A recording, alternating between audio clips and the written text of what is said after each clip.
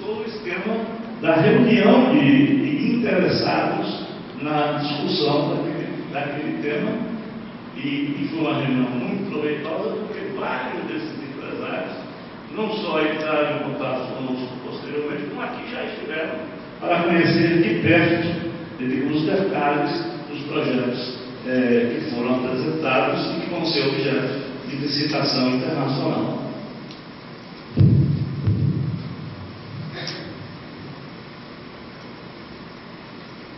Para 2013, descortina-se para a Bahia um novo cenário de relações internacionais. Com a adesão da Venezuela ao Mercosul, abrem-se perspectivas muito promissoras ao criar um eixo de desenvolvimento ao norte. Até então, antes da chegada da Venezuela, o eixo natural era o sul, era o Rio Grande do Sul. Todos os países fazem fronteira com o Rio Grande do Sul.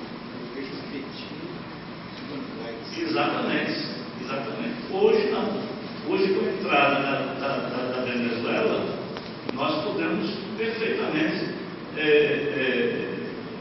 entender que se cria um novo eixo. Apesar de todos os problemas vividos recentemente pela Venezuela, a Venezuela tem um mercado consumidor enorme, uma população muito grande, maior do que a Argentina, e tem petróleo. E tem bastante petróleo. Nessa reconfiguração do bloco, então, a Bahia desponta como o epicentro da nova geografia do Mercosul, e isso é importante porque aumenta o fluxo comercial, o intercâmbio cultural e tecnológico, e crescem as condições para ampliar o desenvolvimento da região.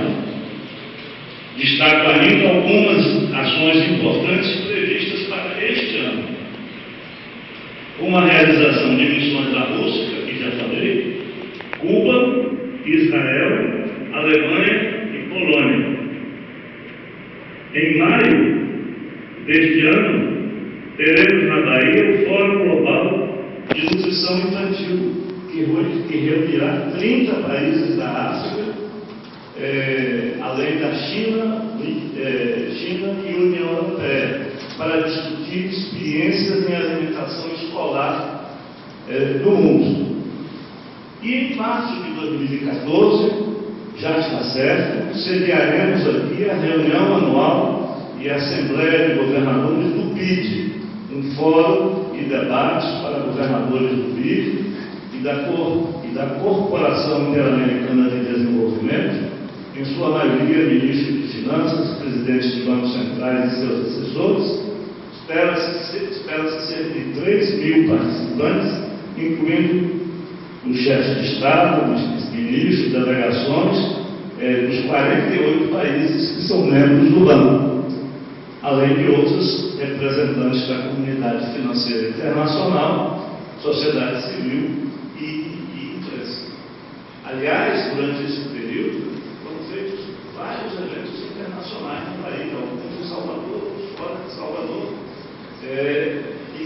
eventos esses que produziram grande efeito. Na Costa de Sauípe, por exemplo, nós chegamos a realizar 4 cúpulas com chefes de Estado. A cúpula da CELAC, que reúne os países da América Latina, Caribe e América Central, na América Latina também, Grupo do Rio, Mercosul, Unasul. São 4 cúpulas realizados, uma verdadeira operação de guerra, que envolveu Forças Armadas, envolveu, enfim, toda a estrutura logística disponível para o Estado. Todo o complexo de Sauípe ficou à disposição dessas cúpulas. Realizamos também aqui em Salvador,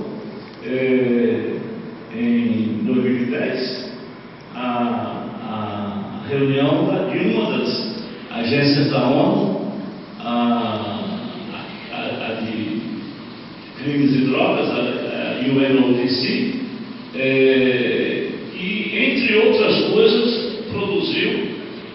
proposta de criação da Universidade Mundial de Segurança Pública e Desenvolvimento Social, que está em análise neste momento pela ONU, e que, uma vez aprovada, deverá ser instalada aqui em Salvador e em Pituaçu, ali naquela região, parte da região cedida à Universidade Católica e que seria devolvida para a instalação da reitoria do prédio principal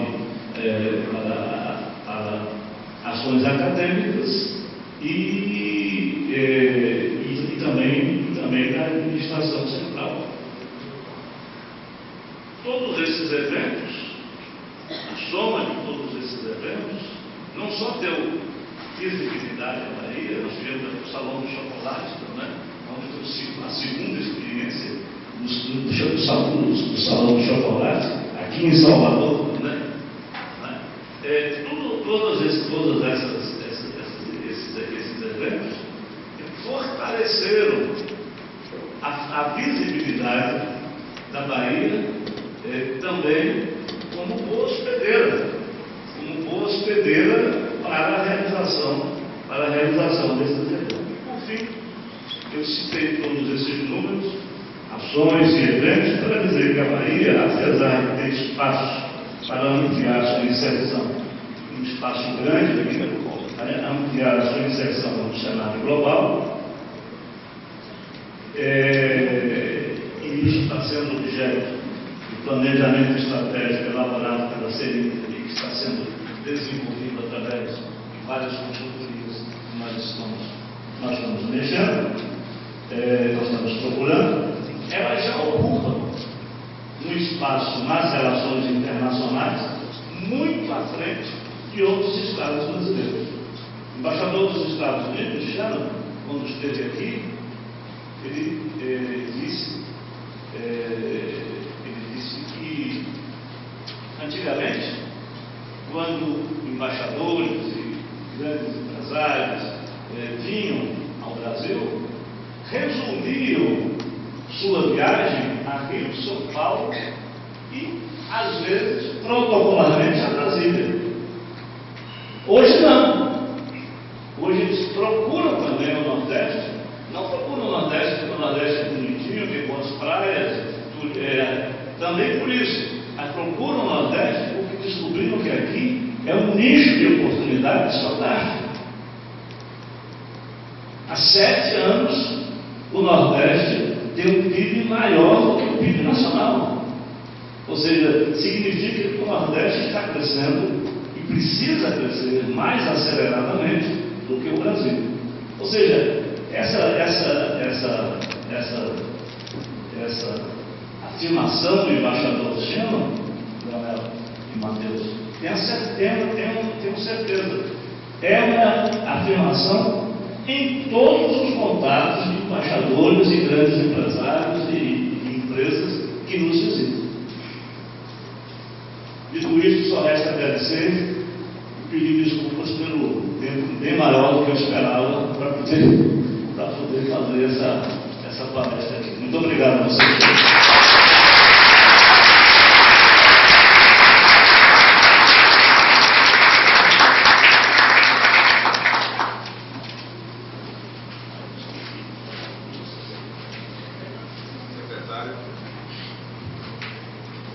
Secretário Schmidt, muito obrigado pela sua aula. No meu entender, impecável, não só porque foi uma aula sobre as ações do governo do Estado, mas acabou sendo também uma aula sobre direito, sobre economia, sobre cooperação internacional, sobre administração pública, sobre diplomacia federativa e sobre história da inserção internacional do Estado, da inserção internacional também da cidade de Salvador, da qual o professor Leonel é uma parte muito importante e significativa, com seu pioneirismo, não só na inserção internacional da cidade, mas também na criação do curso. Não é à toa, professor Leonel, o senhor é o mentor do nosso curso, nosso embaixador de honra. Gostaria de destacar alguns pontos da fala do secretário Schmidt. É interessante a gente perceber que aquilo que a gente vê nos jornais, na mídia, essa globalização que às vezes parece tão distante, na verdade está batendo em nossa porta. O secretário falou não só das ações, mas da presença de atores internacionais tão próximos de nós, e inclusive com contato através dos nossos estagiários, por exemplo, como o professor falou, e é uma realidade que está colocada e vai se intensificar cada vez mais. Esse ambiente internacional, essa globalização, horas perversa para se dar o sonho, mas também com muitas oportunidades. É imprescindível que as localidades, o poder público local, as prefeituras do governo do Estado estejam preparados não só para aproveitar essas oportunidades, mas para também se colocar de uma forma mais protagonista frente a esses desafios. É importante que não se tenha uma política de internacionalização local, mas uma política local de internacionalização. Então, eu gostei muito, doutor Schmidt, quando o senhor fala de uma política estadual de relações internacionais. Sem mais delongas, eu gostaria de passar a palavra, antes de abrir para as perguntas, o professor Murilo, que acabou não fazendo a sua intervenção. Então, professor Murilo, por favor, nos brinde com sua sapiência.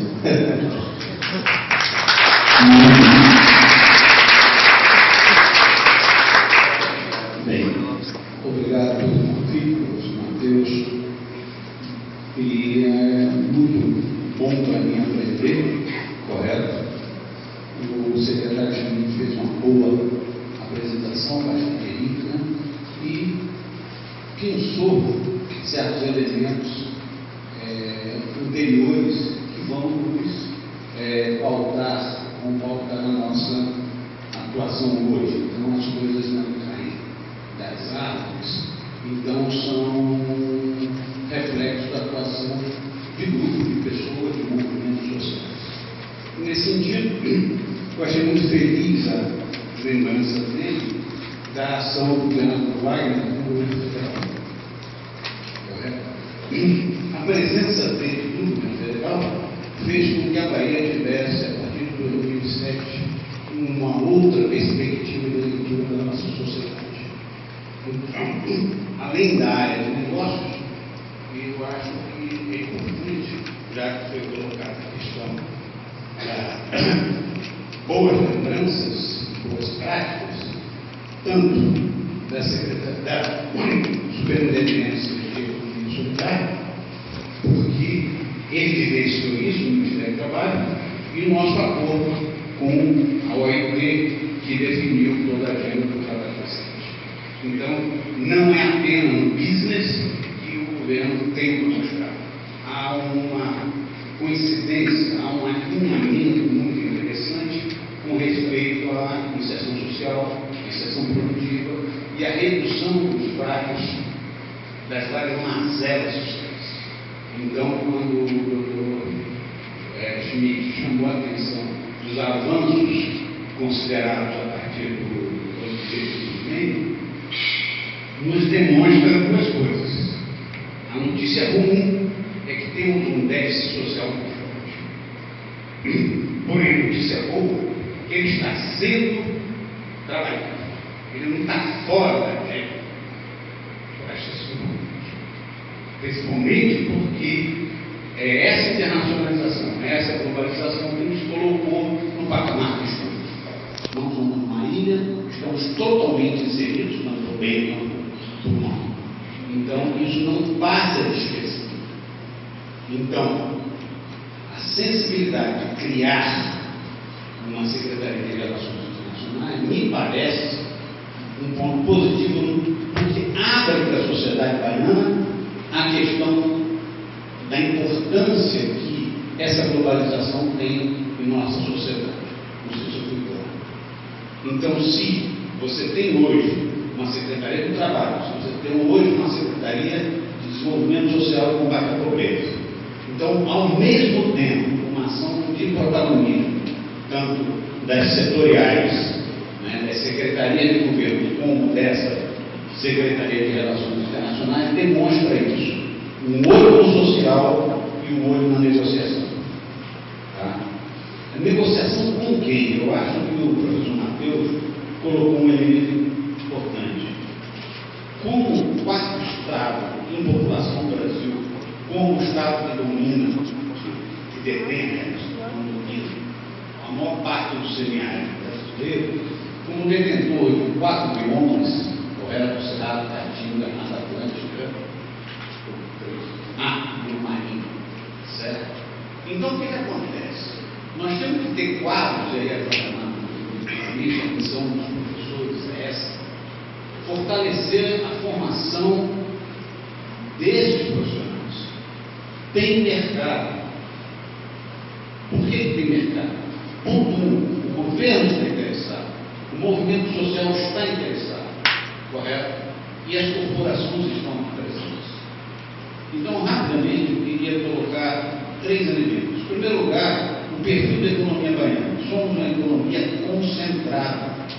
Os atores que aqui se responsabilizam pelas atividades econômicas, as corporações, são corporações multinacionais, usando o velho professor Times, entende?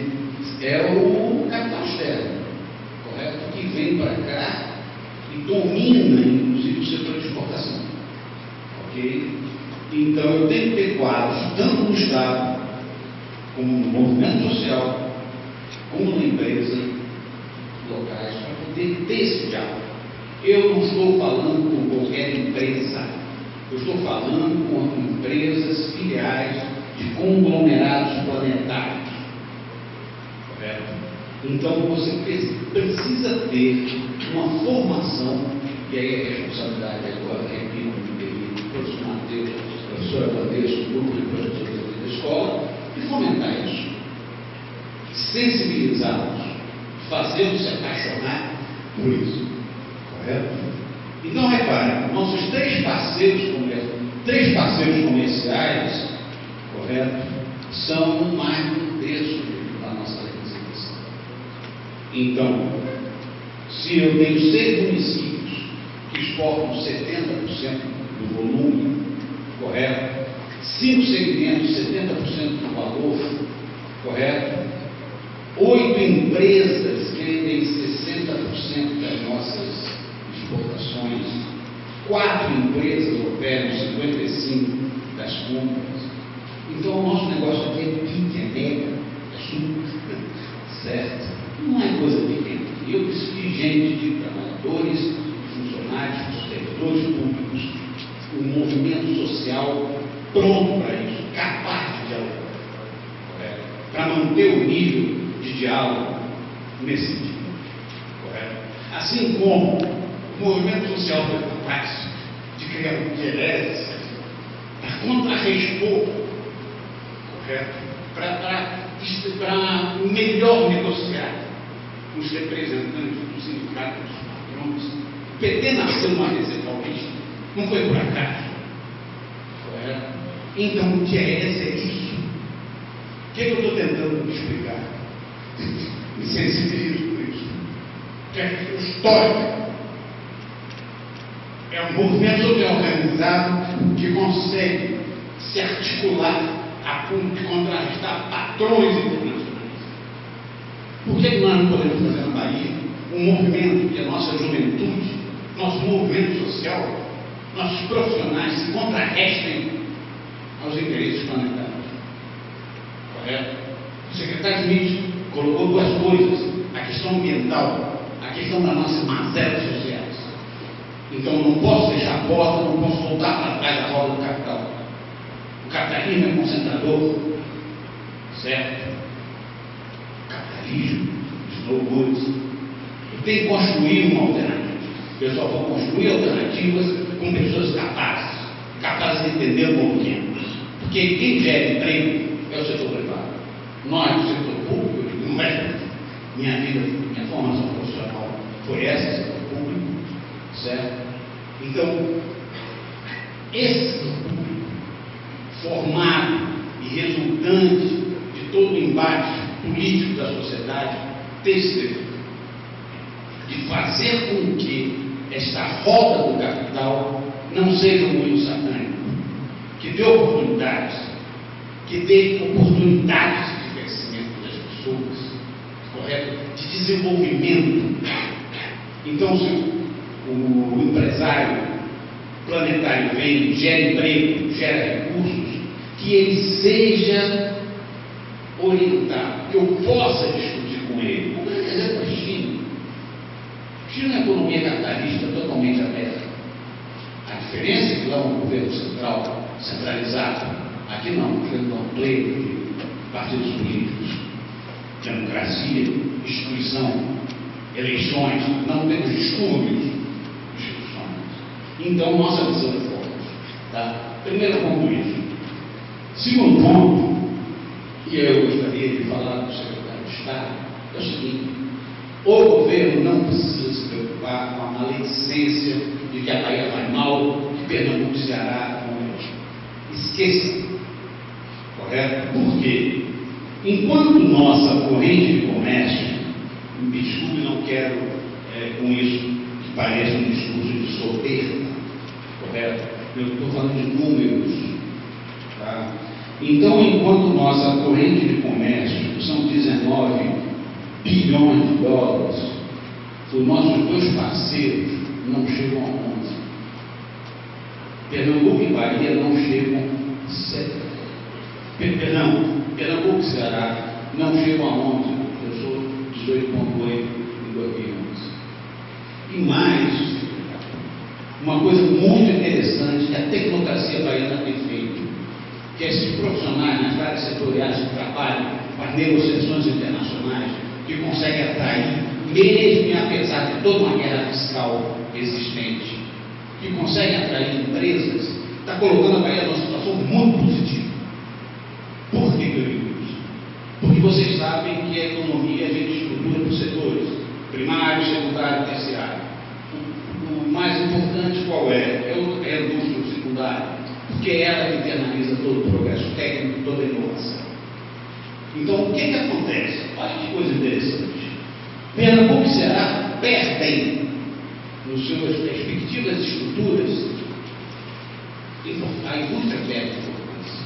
Para vocês terem ideia, Pernambuco cai de 24 para 22 em 15 anos. Ceará cai. Não, Ceará se estabiliza, 23%.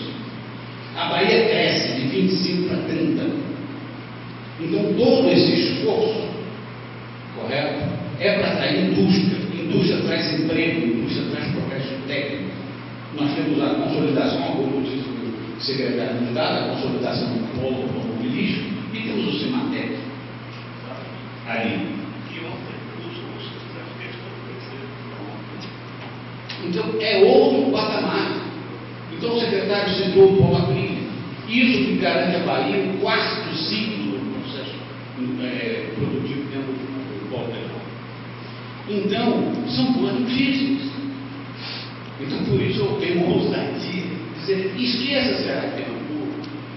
Essa é a vertente da inclusão social, da inclusão produtiva, a vertente de fazer uma estrutura produtiva calcada no setor secundário, coisa que nós podemos mostrar que os outros estados não podem, e isso nos dá muito para o futuro. E para fechar, se você não der um microfone, eu fico para perto. Nós temos um cenário altamente positivo. A economia brasileira está mudando hoje, mudando. Eu tenho aqui, eu fiz questão de trazer um Nizam Guanais. Por que eu gosto dessa citação? Porque é outra leitura, não é a leitura do setor público, não é a leitura da academia. Diz ele acha que esses dois grandes eventos, Copa e Olimpíada, vão ser positivos para o país. Me permito dizer que o segmento de marketing da Brahma foi fantástico, quando ele inverteu aquela ideia. Imagina na Copa, que era uma coisa negativa: olha, se está ruim, vai piorar. Imagina na Copa. Essa é a ideia do Copa. E eles transformaram o Imagina na Copa uma coisa fantástica. Assim como a Coca Zero, quando mais fizeram melhor, ou então ainda pode ser, ou no nosso antigo tradutor, entende? Então, o que eu acho fantástico é o seguinte: é esse novo cenário que se desenha. Qual é o novo cenário que se desenha? É que acabou a farsa dos rentistas. Acabou a época do overnight, do ganho do mercado financeiro. A presidenta Dilma está enfrentando uma campanha difamatória terrível. Ressuscitar agora o dragão da inflação. Por quê? Isso é de interesse do capital financeiro dos grandes bancos. Correto? Eu não preciso aumentar a taxa de juros para segurar se a demanda estiver aquecida, que vai promover a inflação. Correto? Se eu estiver correto, professor Guarez, me corrija, viu, professor? Não me deixe passar esse vexame. Então, mas eu tenho um instrumento de aumentar o depósito comercial dos bancos, eu tenho outras variáveis. Se vocês olharem a imprensa, ela está numa nota só. Tem que aumentar os juros, tem que aumentar os juros. São os rentistas. O secretário nos disse: eu só tenho 10% de investimento. Quanto custa o serviço da dívida? Quanto nos pesa no orçamento o serviço da dívida? É a média de 10%. Então, isso é um garrote que eu acho que o cenário da economia brasileira está alternando. E aí, secretário, me permita, dentro das relações que sua secretária, das atividades que a CNI cuida, tem essa questão da atração dos fundos de investimento. Por que eu digo isso? Aí volta ao desenvolvimento. Organizar o benefício do país. Olha que ele troca, não é mais do custo do Brasil, ele chama benefício do país. Mostrar ao mundo que é bom ser e estar no Brasil. Nossa posição é clara e sustentável. 2 pontos, diplomacia. Gigante da paz, democracia tolerante, caldeirão multiético, capitalista, legalista e multilateralista. Isso é um lindo cartão de visitas. E a Bahia tem que mostrar, além das praias, etc. Nós temos uma indústria consolidada, nós estamos na perspectiva de consolidação do 4º ciclo do polo petrolífero. Então, estou colocando isso porque a atuação de uma secretaria, a atuação dos alunos de relações internacionais tem espaço. Para os alunos tem mercado de trabalho, correto? E para o governo mostra, como é que se diz? É um marco de que, olha, como minha relação internacional é forte, eu estou me organizando internamente. Eu não estou deixando passar, eu quero ser, como o professor Marcos chamou a atenção, proativo, quero ter protagonismo. E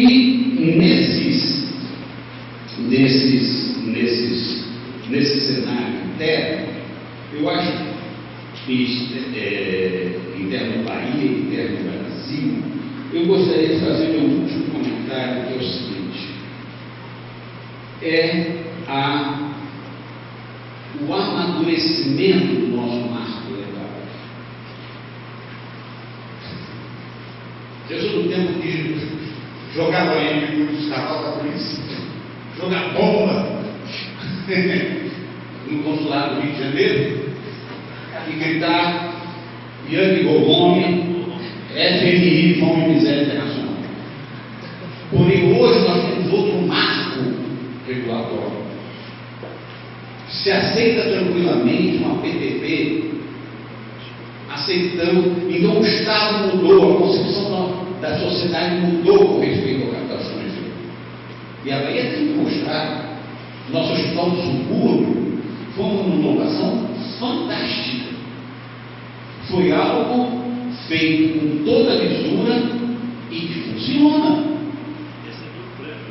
Recebeu prêmio. Então, por que eu quero chamar a atenção? Esses 2 elementos. Temos uma maturidade institucional.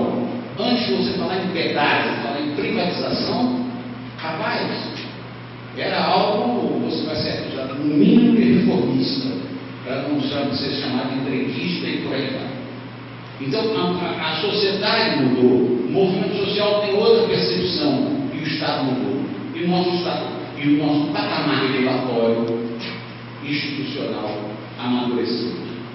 Então, se fala em concessões de aeroportos, é outra coisa. Ora, se eu somo isso, essa experiência, essa comprovação que o o secretário me ajudou lembrando que, olha, o hospital da Ucrânia é completamente operado por iniciativa privada. Temos aí uma nova fonte nova. Mostrou o quê?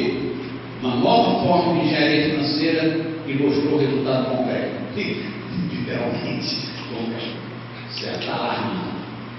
Ok? E tomara que meu barriga seja bom usuário. Certo? E meus pastores. Obrigado, Ceará. Obrigado, Ceará.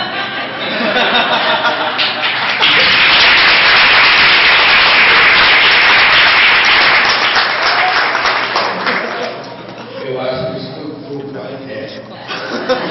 Então, para fechar o raciocínio, então, se eu tenho um país que o cenário econômico se altera e se diz, olha, rentistas, então eu tenho fundos internacionais de investimento que gostarão de aportar no Brasil para ter atividades produtivas.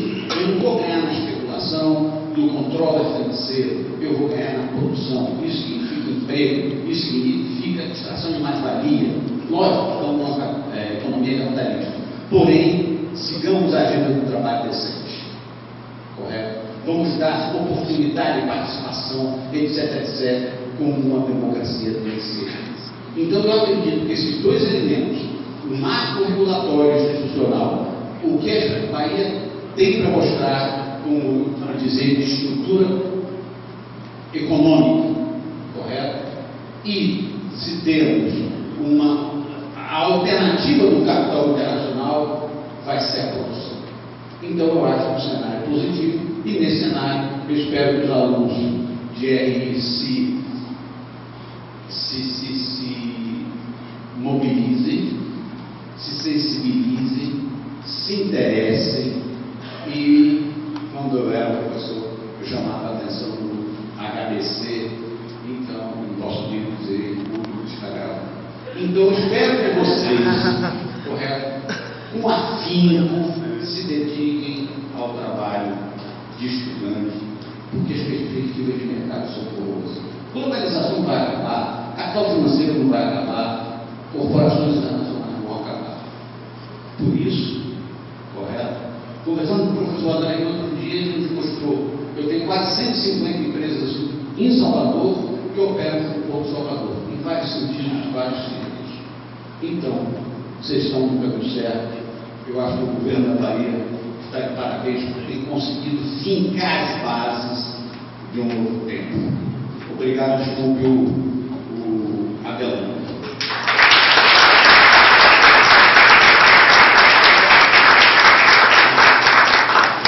Repare, antes do professor Leonel, é que eu esqueci de dizer que eu vim para essa casa, como o professor Leonel, há 11 anos atrás. E o professor Leonel queria que a gente discutisse externalidade da economia baiana. Diz, Murilo, não é um curso de Bahia, não é um curso de economia baiana. Qual é a relação da Bahia com o cenário externo? Então, este rapaz aqui promete.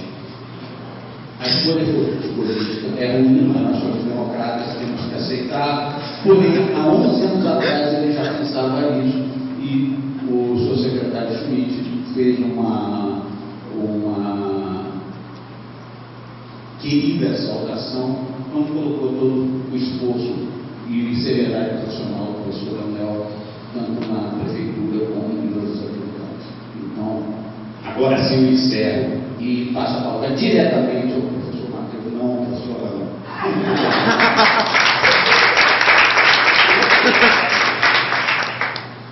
Em função do horário que o secretário Schmidt tem também, dos compromissos, eu queria fazer 2 ou 3 comentários muito rápidos. O primeiro deles é parabenizar o secretário pela complexa e direta abordagem que você fez quando trouxe uma visão política, enfim, social e econômica e pragmática. É normal nós vermos em funções públicas, como uma função pública, 2 hipóteses que são bem distintas. Ou uma visão política da diplomacia do ponto de vista protocolar, ou uma visão excessivamente pragmática resultado de fazer business, sem a preocupação da política no sentido mais amplo do exercício do poder político como elemento de construção social, de reparação, de fortalecimento de estruturas sociais, etc.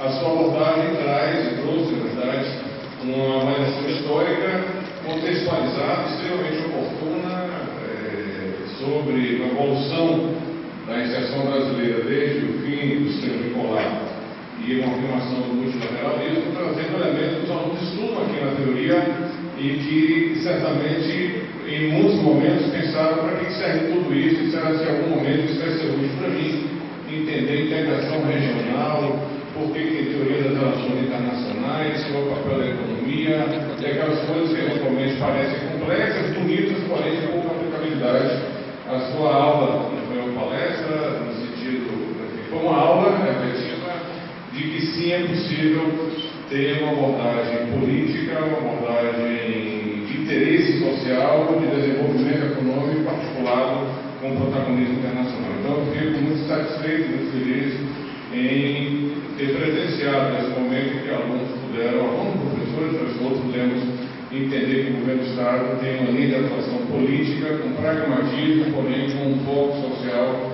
e com o objetivo de construção de uma sociedade mais desenvolvida e mais justa. O professor Murilo trouxe outras considerações que eu tinha prometido a ele que talvez não abordasse os temas que ele abordarei, mas eu tenho, relevantemente, e tenho que analisar especificamente, não o faria, não fosse ele ter me provocado. Poucas frustrações da vida. Graças a Deus não são muitas, são poucas, mas dentre as poucas frustrações, uma delas é ter sido aluno do professor Murilo, que certamente teria contribuído com a minha formação, para não cometer algumas gafes econômicas, coisas e tal. Mas o fato, pessoal, é que a aula do secretário Schmidt, as considerações que o professor Murilo trouxe, elas fazem, Matheus, uma linha do tempo que, para mim, tem um significado especial em função de eu ter sido, enfim, fundador do curso de Henrique, estado aqui durante esses últimos 12 anos, quando a gente pensava em formar, secretário Schmidt, um conjunto de pensamento crítico de articulação internacional que contribuísse com a inserção de prefeituras, inserção do governo do Estado, inserção de estruturas de poder local ligado ao terceiro setor, ligado aos setores empresariais, ligado à academia, enfim, mas que tivesse a capacidade de um diálogo internacional diferenciado, não somente receber propriamente, não somente falar inglês ou espanhol ou qualquer outro idioma e interagir com o estrangeiro, mas mais do que isso, de tentar entender de que forma essa interação pode resultar em desenvolvimento local, de que forma a articulação econômica, a articulação política, a articulação tecnológica, o professor Murilo, pode permitir que a Bahia, através das suas externalidades, tenha um diálogo diferenciado e traga desse processo de 11 anos, portanto 12 anos, quando nós pensávamos no curso, traga desse processo alguma contribuição para o desenvolvimento, para a redução das desigualdades, para a afirmação da identidade africana, a identidade negra, sobretudo da cidade de Salvador, de uma forma diferenciada, como um elemento positivo e um elemento de fortalecimento e validação da cidade. Isso a gente vem conseguindo, graças a Deus, graças ao esforço dos professores, do próprio Murilo, de uma geração mais nova de professores, da Vanessa, do Matheus, enfim, desse processo que é cíclico, que é natural, que é desejável de outras pessoas assumirem a liderança do processo e continuar apoiando dentro do possível. E a sua palestra hoje está dentro de um contexto também, secretário, que é de trazer o mundo real das relações internacionais para dentro da academia. E eu que fui convidado no final do ano passado pela diretoria para assumir uma função de mentor do curso de RI, a gente está trabalhando em duas dimensões. Uma delas é essa, trazer o que acontece, seja no governo do Estado, como vimos agora, ou em outras companhias do mundo país na frente, e trabalhar também com os alunos, como é que eles podem, além do conhecimento técnico, além da formação conceitual, teórica que eles fazem na faculdade, como é que eles podem protagonizar um papel diferenciado no sentido de participar ativamente desse processo de articulação internacional, seja econômico, tecnológico, antropológico, etc. Então, essa sua palestra está também dentro do contexto, na verdade, uma aula magna que foi feita aqui de forma muito competente. Eu queria só dizer da minha satisfação, portanto, de passados 13 anos, talvez, desde a fundação do curso, a gente perceber que há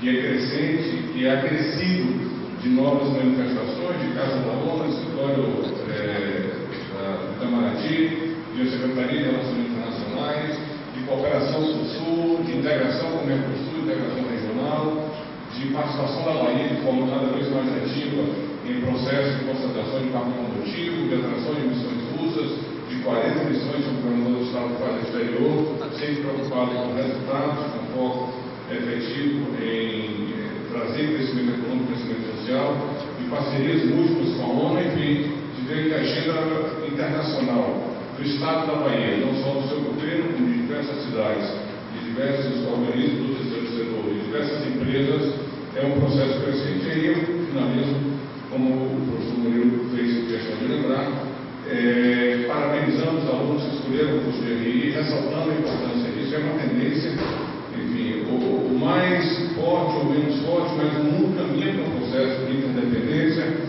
de articulação internacional, e portanto aqueles que estiverem mais capacitados certamente se sairão melhor.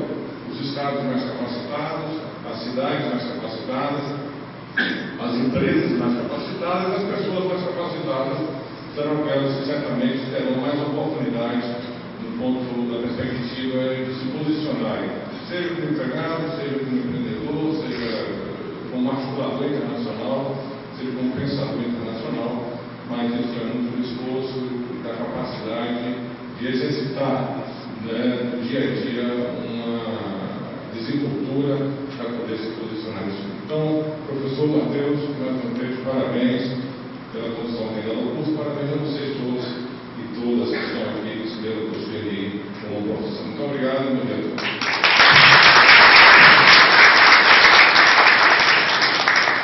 Depois de comentários tão ricos e também pela nossa hora, eu vou tentar fazer apenas dois comentários. Primeiro, tive o privilégio de ser aluno do professor Murilo, não gravou, nessa aí eu comento que eu ganhei.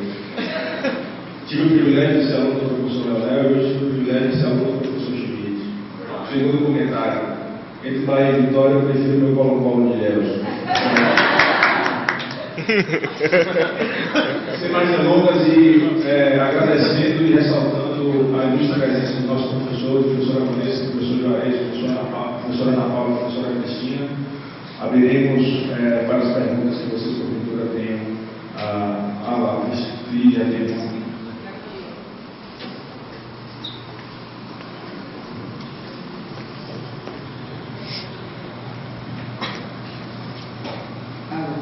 Bom dia. Meu nome é Cristiano, eu sou aluna do curso de RI, mas também sou servidora pública do Estado, sou professora. E eu queria chamar a atenção assim, eu achei ótimo as informações que foram trazidas, os dados, os números, mas me trouxe uma preocupação. Eu queria saber se a Secretaria tem buscado algum tipo de cooperação no setor de educação, na área de educação na Bahia, que vem sido assim, que vem tendo grandes transtornos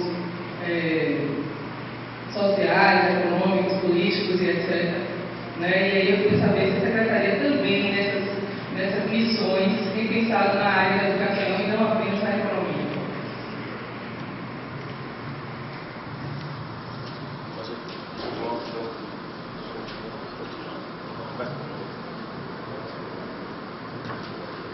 Cristiano, seu nome, né? Tem. A nossa secretaria tem uma interação também na área da educação. Até porque a área da educação é um dos produtos de intercâmbio que também fazem parte da nossa pauta, de educação. Desde o Ciências Sem Fronteiras até, enfim, intercâmbio estudantil no exterior, há uma forte preocupação em relação a isso. Agora mesmo, nesse encontro da MPO, do PNA, que é a agência da ONU que trata da questão da segurança alimentar, vai haver um foco muito grande no que se refere a merenda escolar e a alimentação nas escolas. A Unicef também tem uma preocupação muito grande no que se refere a zerar, se possível, até o final do governo, todas aquelas escolas que estão no semiárido baiano e que não têm água e esgoto. Tudo isso está realmente licitado, tudo isso está já em fase de licitação para que comece a acontecer, e os recursos virão do Estado da Bahia e também recursos de fora, através dos parceiros da Unicef na agência ONU. Além, e isso talvez seja de mais interesse, pelo que eu entendi de sua pergunta, num programa que permita, via intercâmbio, uma melhoria da capacitação do magistério, na capacitação do magistério, que efetivamente precisa ter, porque não basta, digamos, ter todos os alunos, ter todas as crianças e adolescentes na aula. É necessário que eles, na aula, recebam o ensino da melhor qualidade possível.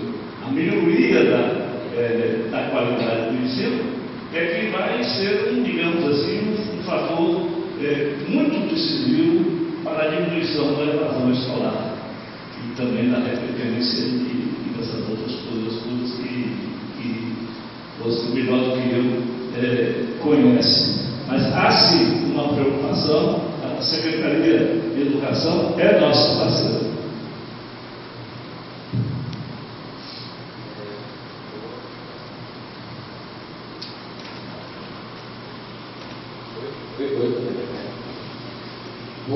Bom dia, sou Gabriel, sou aluno do curso de Relações Internacionais também.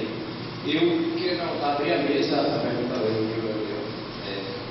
Às vezes eu acredito que se esquece que, pelo menos, a Secretaria de Educação dá fortalecimento, da manutenção do trabalho, da produção intelectual, individual e interna aqui na Bahia. Eu reparei que o professor Murilo falou bastante sobre a captação de fundos de fora, trazer muita empresa para cá. Mas essas mesmas empresas podem trazer emprego. Mas por que essas mesmas empresas não podem trazer uma manutenção interna dos intelectuais baianos para levar para fora, não só os de lá que vêm para cá? Como a gente pode fazer isso? O porquê que isso não está acontecendo? Pelo menos eu não vejo. Por que tem que trazer tanto de lá? Por que a gente não pode produzir intelectuais? Simplesmente temos que trazer, a gente está trabalhando, mas não temos como posso falar, eu pelo menos vejo dessa forma, força braçal. Obrigado,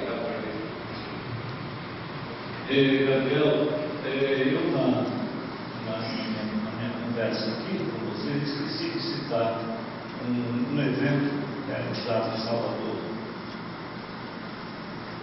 No ano passado, em 2011, que reflete um pouco dessa sua preocupação. 2011 foi o ano considerado pela ONU, pelas Nações Unidas, como o ano dos afrodescendentes. E falar em afrodescendentes, falar no Bahia, falar em Salvador. E por proposição da Sergipe, da Secretaria Ibero-Americana, com apoio do governo brasileiro e da ONU, se realizou aqui um evento chamado Afro 21. O que se queria nesse evento era exatamente mostrar que como questões locais daqui da Bahia, às vezes únicas, às vezes absolutamente peculiares, que só aqui existem, podem servir de matéria de intercâmbio dentro da comunidade afrodescendente internacional, no sentido de incorporar experiências que permitam a inclusão mais rápida desses segmentos, desses setores na vida de todos os países. Eu cito um exemplo só. Eu mesmo desconhecia isso e fiquei impressionado. Na maioria dos países que estavam aqui presentes nesse encontro, na questão do censo, ou seja, que aqui é feito pelo IBGE, não se faz a investigação sobre quem é afrodescendente ou não. O fato de aqui se assumir essa condição e ter a liberdade exatamente perante o órgão do IBGE assim se proclamar, sobretudo em função das políticas afirmativas que já existem no Brasil para beneficiar esses setores, foi objeto de grande interesse por parte dos outros países aqui presentes, Cuba inclusive, que estava aqui presente nessa reunião. E o ano passado, no final do ano passado, em novembro do ano passado, já se criou uma comissão que vai exatamente produzir, digamos assim, o seguimento dessa reunião de 2010, no sentido de um plano de ação que permita, nesse segmento, não só captação de recursos próprios para desenvolvimento de programa, como exportação de boas práticas, de boas ideias capazes de beneficiar os demais países interessados. Concordo com você, há muita coisa positiva na área cultural, na área educacional, na área social aqui da Bahia, que precisa ser melhor tratada como motivo de divulgação da Bahia. Eu não sei se você sabe, mas a capoeira está presente hoje em 101 países do mundo. Se você viaja em qualquer dos continentes, existe sempre um grupo de capoeira. Claro que um baiano que puxou a ideia, mas as outras pessoas não são baianas que estão lá. Na China, por exemplo, numa recepção que houve na Embaixada Brasileira, a apresentação foi de um chamado Sambásia, de chineses, e cuja coordenação era um grupo de capoeiristas baianos que lá moravam na China. Em todas as exposições internacionais que nós temos comparecido, tem o stand da Bahia e tal, as pessoas viajam bem em caminho, fiquinho do senhor Bonfim e tal, de repente chega uma baiana caracterizada, ela rouba a cena completamente. As pessoas querem tirar foto ao lado da baiana caracterizada de baiana, e não pense você que muitas dessas baianas saem daqui para ir por exemplo, para a Feira de Xangai, né? Estão na Europa. Elas vão de Milão, de Lisboa, de outras cidades, para irem para lá. A Bahia cuida disso para exatamente dar essa coisa. Mas eu concordo inteiramente com você em relação à necessidade de incrementar isso, para que não se para que a gente não caia no risco de repetir a cooperação Norte-Sul dentro da cooperação Sul-Sul.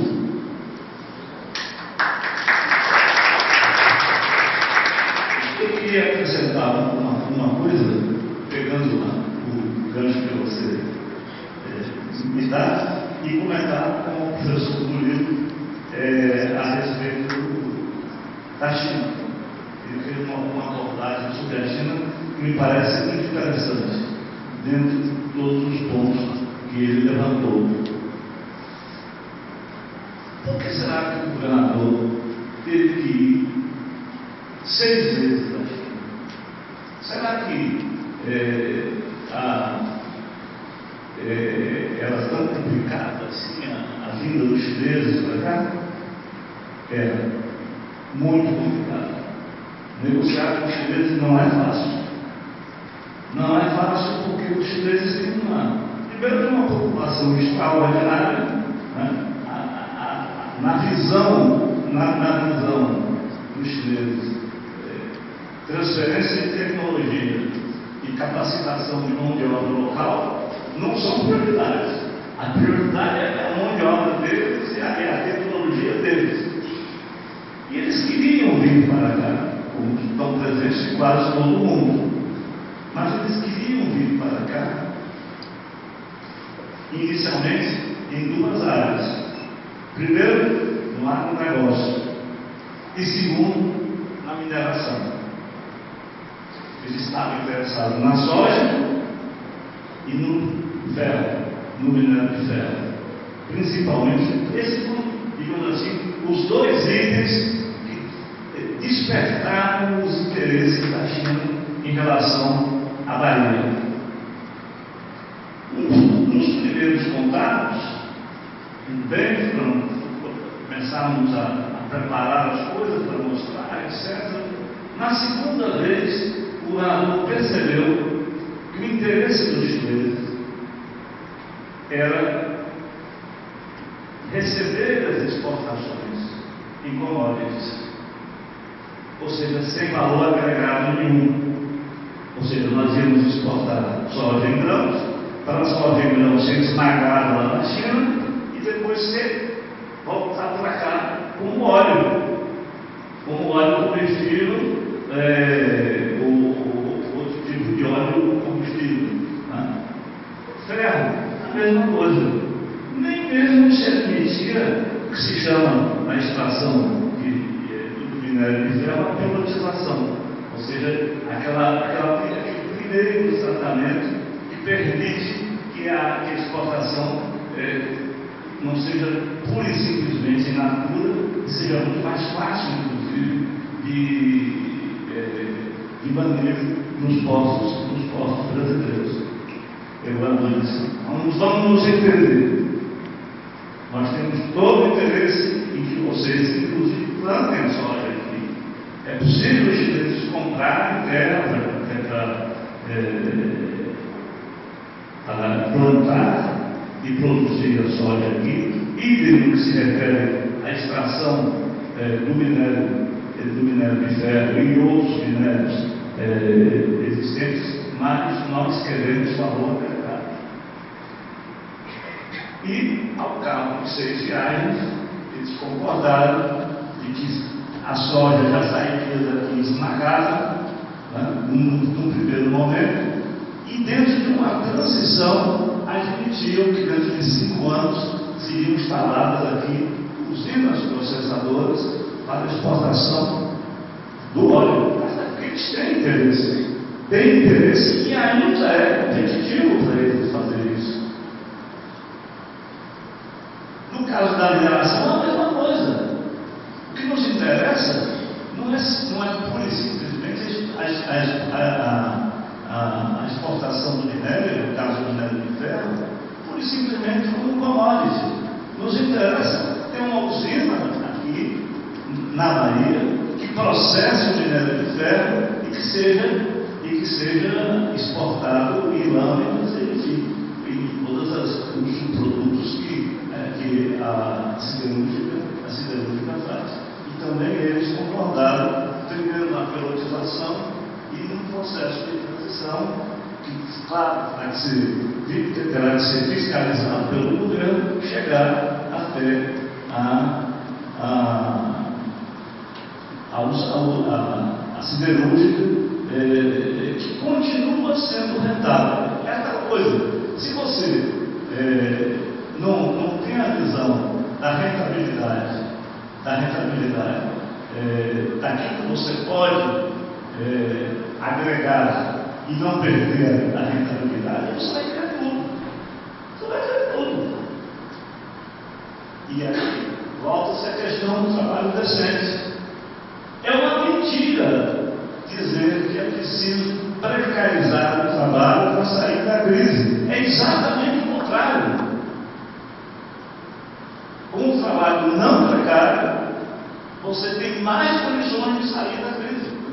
Não há nenhuma perda de competitividade com um trabalho decente que a OIT tanto prega. Essa é uma explicação que eu queria dar ao professor Murilo, que aproveita, Gabriel, a sua pergunta.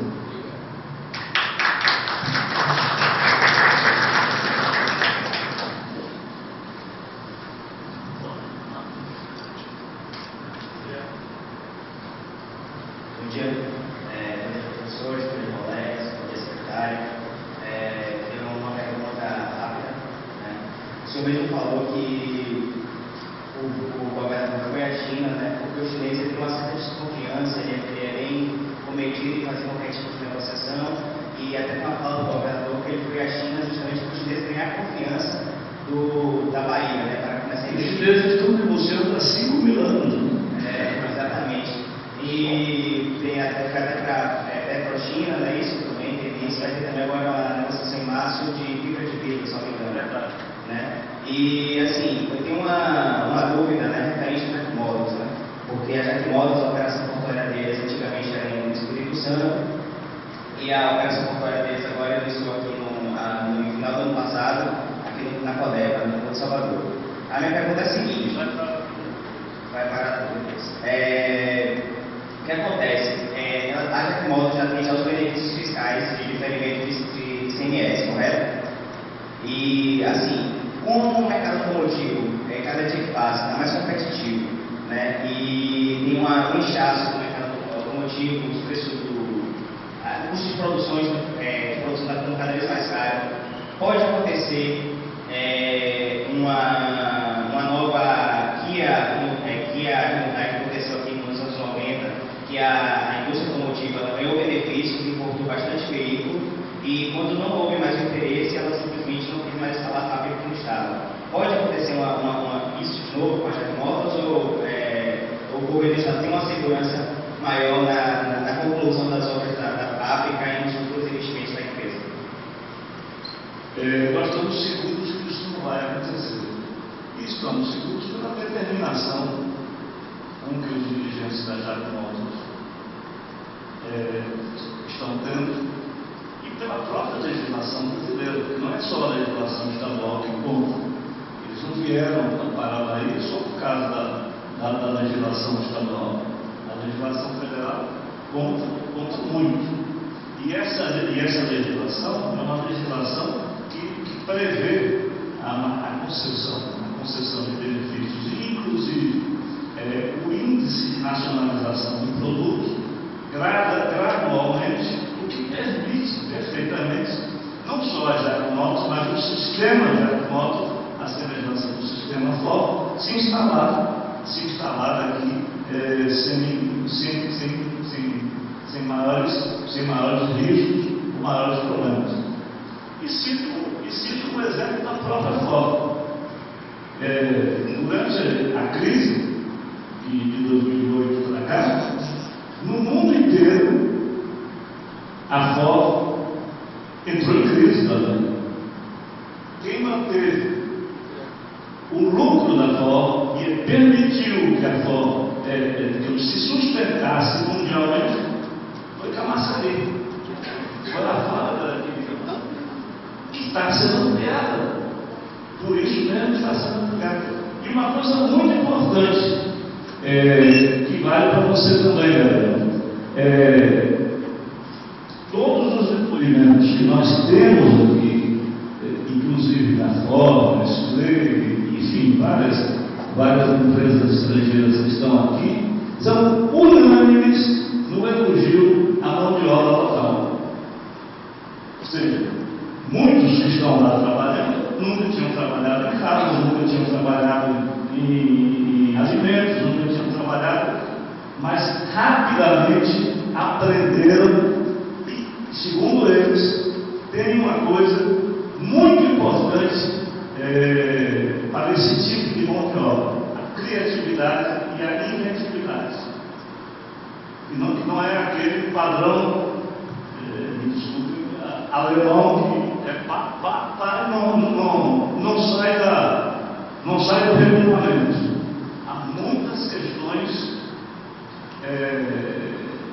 Há muitas questões que são aqui resolvidas por engenheiros brasileiros, operários brasileiros, e disso o governador entende muito, porque já foi torneiro mecânico no Polo de Camaçari.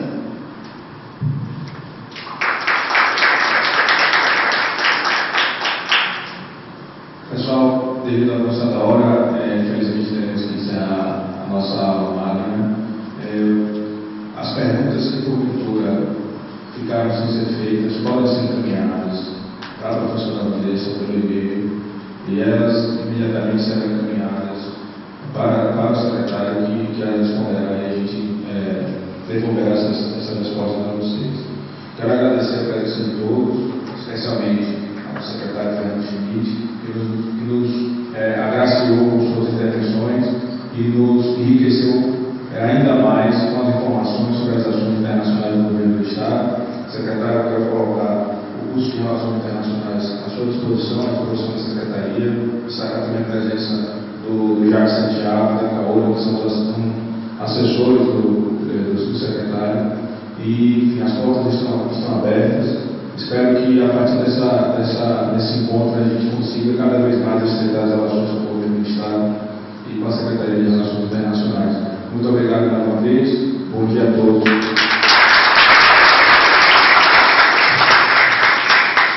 Eu também quero agradecer o convite que recebi, dizer o prazer que tive de estar aqui conversando com todos vocês. E saio daqui já com a decisão tomada de nós buscarmos na direção do JOF e da RI, daqui da escola da RI, no sentido de elaborarmos um acordo de cooperação, em que possamos fazer um intercâmbio da academia com o governo, no sentido de ambos nos enriquecermos com essa experiência. Nós já temos isso com a UNEP, já temos com a UFRA, e com muito prazer, com muita oportunidade, eu diria até, iremos fazer com a UNIJOTA.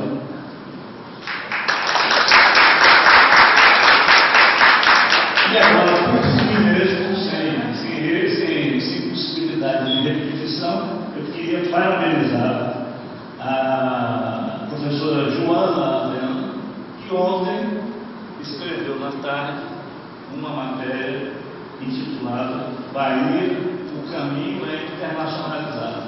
E dizer a ela que depois que eu li essa matéria, eu quase não vi para mim.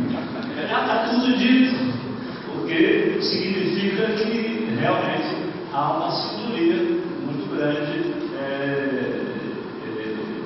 cada vez maior e em maior número de pessoas com essa temática internacional. Muito obrigado.